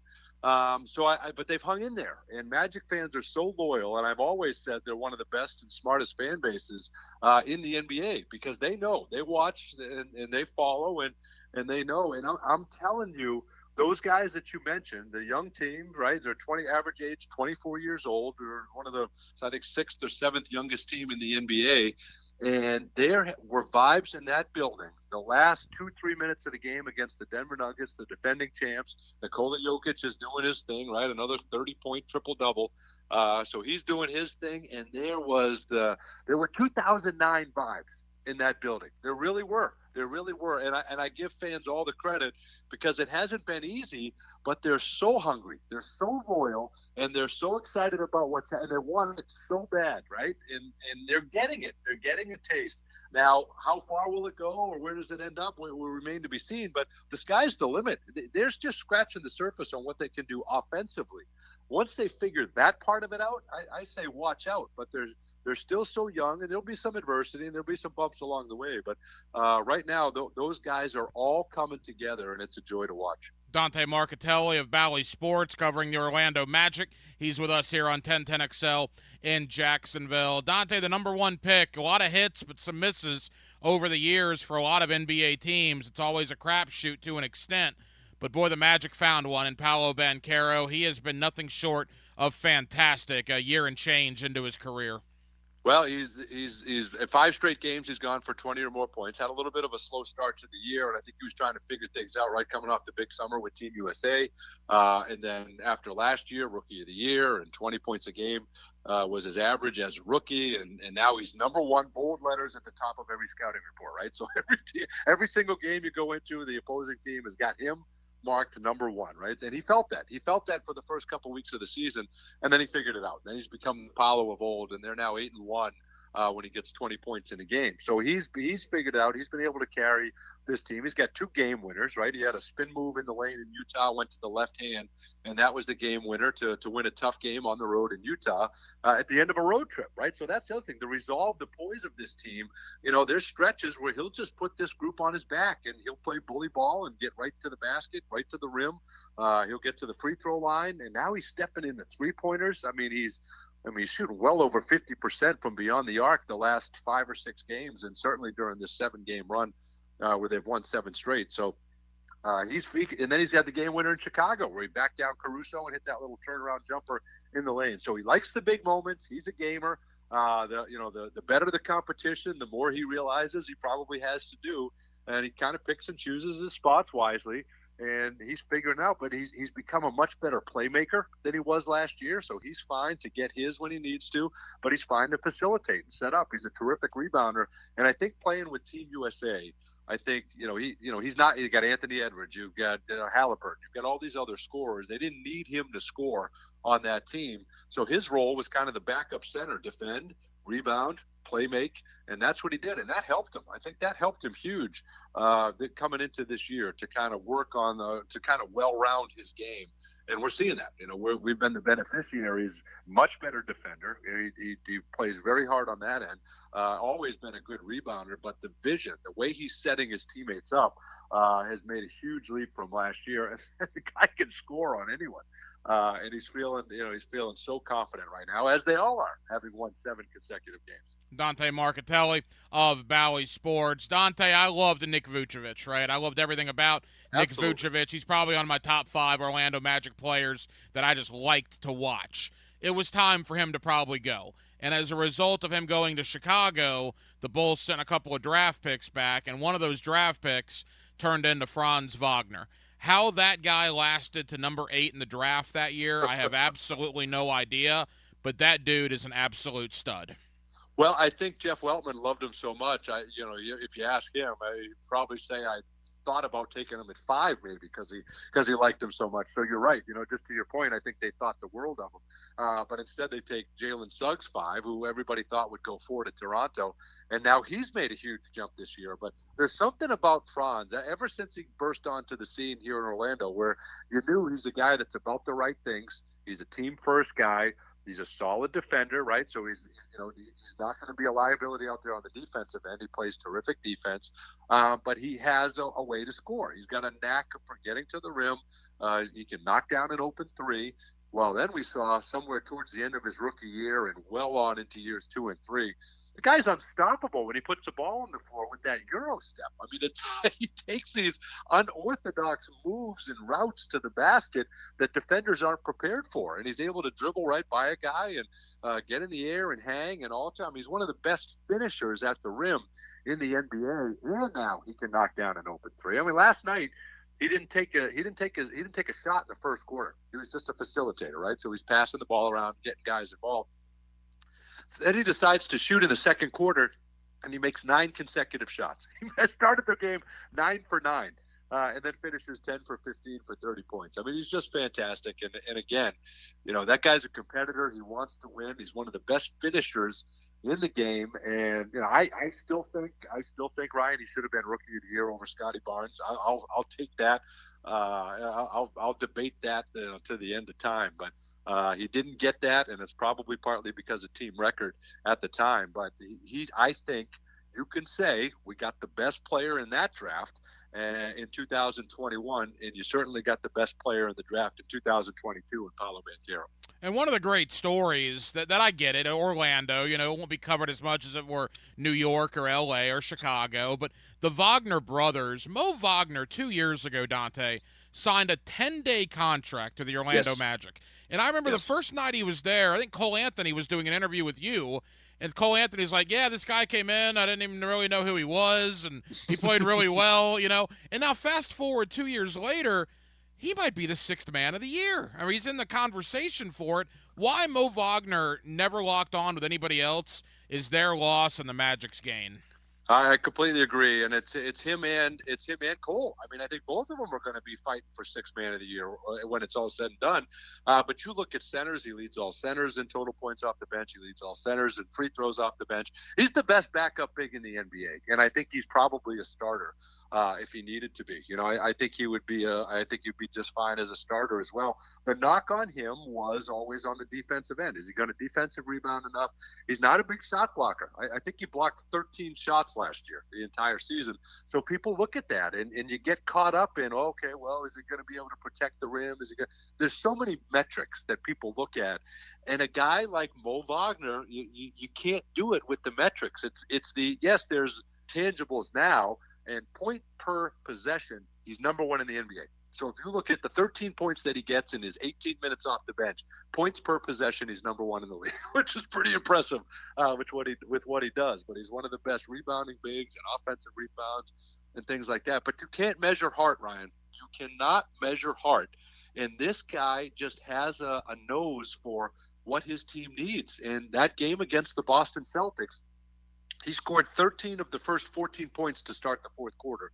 And that's at a point when it was about a 2 or 3 point game. And he blew the thing wide open. He goes for 27 points. You just can't underestimate what that guy means. And not to mention, now he's 26 years old. And about 26, 27, 28 is when guys figure it out in this league, right? The game slows down. They know what's expected, and he's coming right into his prime. So bringing him back is huge. And not to mention, you give a comfort level for Franz, right, who's kind of a quieter guy. But he wears his heart on his sleeve. He takes charges. He's one of the best in the league at that. And he is relentless. He goes after every rebound, and he just makes the right play every time. We're so fortunate to have a guy like Mo Wagner, hands down the best backup big in the entire NBA, and I think one of the best bigs in general because of the things that he can do. And not only that, not only did they sign him to a 10-day, you got to think about this. He gets drafted by the Lakers. He's part of that Anthony Davis trade, right? So he's sent to Washington, the big 5-team trade. So he had some good years. He had some good years there coming off the bench for them and at times when he needed to start. Then he gets traded. He's part of another multiple-team trade that ends him where he ends up with the Celtics. He plays 9 games, about 5 minutes a night, and they cut him. He sat unsigned for 11 days. For 11 days before the Magic signed him to a 10-day contract and took a flyer on him, then he sat there contemplating everything. Am I going to have to go overseas? What do I have to do to be an NBA player? I mean, there was some soul searching that was happening. Anybody could have had him for 2 weeks.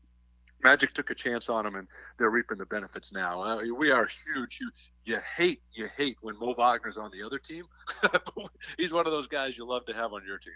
Final moments, Dante Marchitelli of Bally Sports. Dante, they're 12-5. They've won 7 in a row, and they've done that without Markelle Fultz and without Wendell Carter Jr. I mean, they're -2 starters, and they've won 7 in a row. Now, I don't want to get too far ahead of the story here, but when Carter and Fultz come back, I mean, good grief what this team may do. Well, I'm glad you're exactly right, because the start of the buzz now is, what do you do? How do you find time for all these things? And I'm with you. I think that's fantastic. Get your guys back. Those are your 2 starters, right? Wendell's as good a defensive player as there is for a big in the NBA. And, one of the, I think probably the most underrated big in the entire NBA. And then Markelle Fultz is your starting point guard who can get absolutely anywhere out there on the floor. Right now you're making it work with the rookie and Anthony Black, who's playing fantastic. But when he comes off the floor, Cole Anthony, Jalen Suggs. They're not true point guards. They can play the point guard position, but you go a lot to Franz and Paolo. And Markelle is probably your only true point guard that you have on the roster. And now you get him back and facilitating even more the spots that he can get to. So I agree with you. I think it's such a luxury to have where, Coach Mosley can look at it and say, wow, I got my full complement of players. I can go wherever I want to. Now it's up to me to figure out the minutes for everybody, and that's certainly a challenge that he welcomes. But, yeah, let's get those guys back, and let's see what we can do. You haven't had Markelle for 9 straight games. You haven't had Wendell since Game 5. And somehow you've been able to rattle off this win streak. So let's get those guys back healthy. You've missed Jonathan Isaac for a handful of games. He wasn't able to play last night. Everybody held their breath when he fell to the floor on Friday against the Celtics. But he popped back up, pumped his fist in the air, and we're like, all right. But it was just still a little sore still, a little tender, that ankle 2 days later. So expect him to be back hopefully on Wednesday. And then start rolling in some of these other pieces. And then, knock on wood, Ryan, that's something we've not had here in Orlando for the last 3 years is health. But if you can get those 2 guys back and stay relatively healthy the rest of the way, I think the sky's the limit. You're coming up on a quarter of the season where, you're 3 games away from the quarter of the season where you have to take notice. And nationally, everybody has to start looking and saying, okay, what they're doing down there is real. Dante, final question, and it's interesting, the parallels. I have always thought, I agree with you, the Orlando Magic fans, for all the down years they've had, and they have been down, that arena was full, man. Now, that arena is fantastic, and Church Street, and I'm a big fan of Corona's Cigar Bar, just so you know. So I'm a big fan of the Church Street area, right? But right. The whole game day atmosphere. Up here in Jacksonville, kind of the same thing. The Jaguar fan base has been very, very loyal and passionate, but the team's been awful for 13 out of the last 15 years. And now all of a sudden, like on the same timeline, Trevor Lawrence comes to Jacksonville, Paolo Banchero and Franz Wagner come to Orlando, and now both teams seem to be the arrow absolutely pointing up. And I get the sense, being here in Jacksonville, that a lot of Jaguar fans are very quietly starting to flock to the Orlando Magic as well. Well, I that's great to hear, and I think you're right. And we've always had great basketball fans up there in the Jacksonville area. Dee Brown is back working at his alma mater and got in the Dolphins now. So he's back there and a former Magic player, and so there's a fan base that comes with that. But we've always been, very proud of our basketball fans that are up there in the Jacksonville area, and we just. It's been a struggle, though, the last 10 or 12 years. And I think we've had some good teams. We've been to the playoffs and had some success in the last decade or so, but not like this, not a start like this, where we're getting super excited this early in the season. And that's great. It's kind of recaptivating everybody in that area. And then down here, you're right, Ryan. Everybody, it's a football state. It is. They love their football. It goes down to high school, college, and the pros. And there are, as you know, a ton of Jags fans here in Central Florida that are pumped about them returning. And every single game, it's just like, you're watching and you're thinking, okay, are they going to be able to pull this one out? Or are they going to be able to hold on? Are we going to be able to get a missed field goal at the end of the game as they're coming down to try it? Or is C.J. Stroud going to put this thing away? What kind of heartbreak could await, kind of similar to what would happen for the Magic the last couple of years, but they've avoided that. And what the Jags have done is fantastic. And there's a lot of excitement down here in Central Florida for that. So listen, rising tide lifts all boats. And I think the better all these teams do, it's better for all the fans here in Central Florida, no question about it. So continued success for the Jags. I think this would be a fantastic playoff run. And we can't wait to root from down here in Central Florida. And hopefully we're talking playoffs with this Magic team this year as well. Oh, that would be absolutely fantastic. And there's always been a really good relationship between the Jaguars and the Magic. You always see the social media back and forth between the two organizations, which I love to see. Dante Marchitelli of Bally Sports, you see him with David Steele, Jeff Turner, and the great crew they have there covering the Orlando Magic. Dante, I know you're busy, brother. Thank you for the time, and we'll do it again real soon. You got it, Ryan. Always a pleasure. Keep up the great work, and let's get you down here. We'll see you here for a Magic game, and best of luck to the Jags. I know you're enjoying the heck out of this with both of these teams having some success. So let's be talking about long playoff runs for both. Have a great one.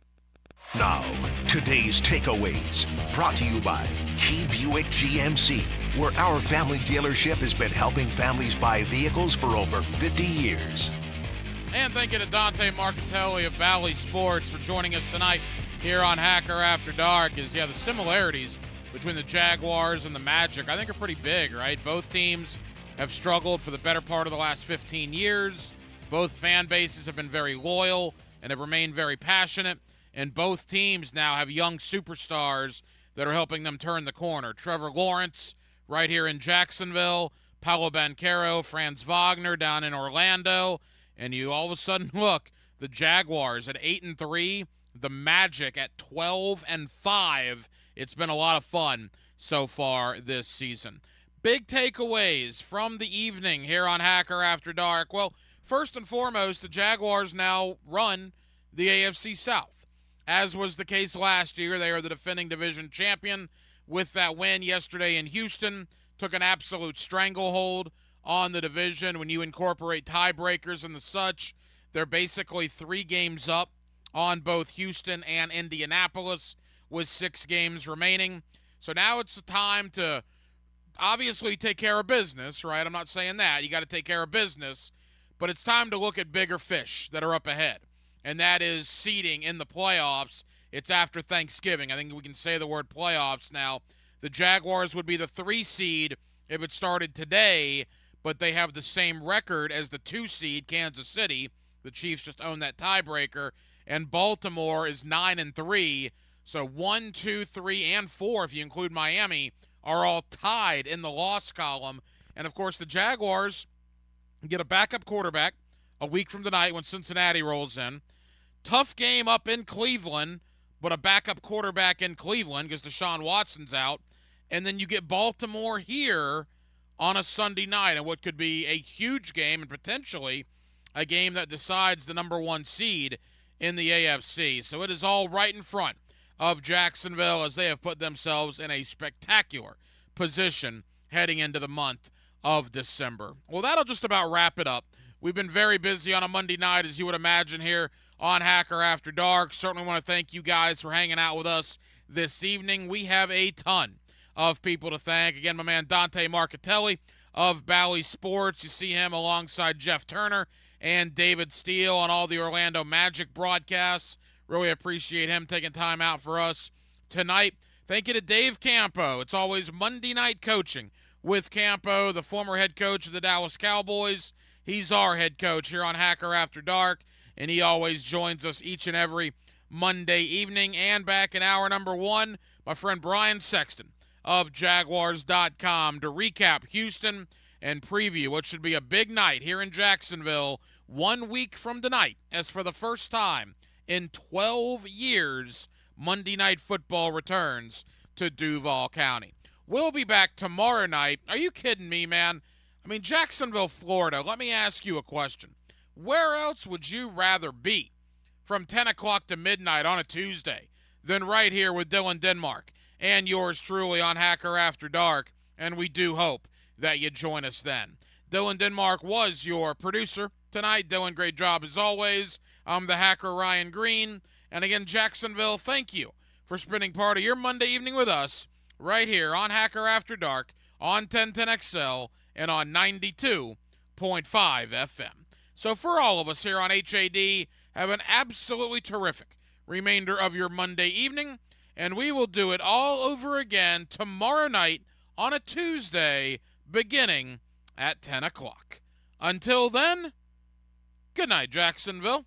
Game day prep starts 5 hours before kickoff. This is big-time ball season. On the famous Automotive Tire and Quick Lube Kickoff Show. Live from Tailgaters Parking. Presented by Clearwater Irrigation and Gatorade Fast Twitch on 1010XL. When you roll into a convenience store for some cold Bud Light, you want to make sure it's, well, cold. Check out the big coolers at Circle K. They make sure it's chilled and ready to go for the big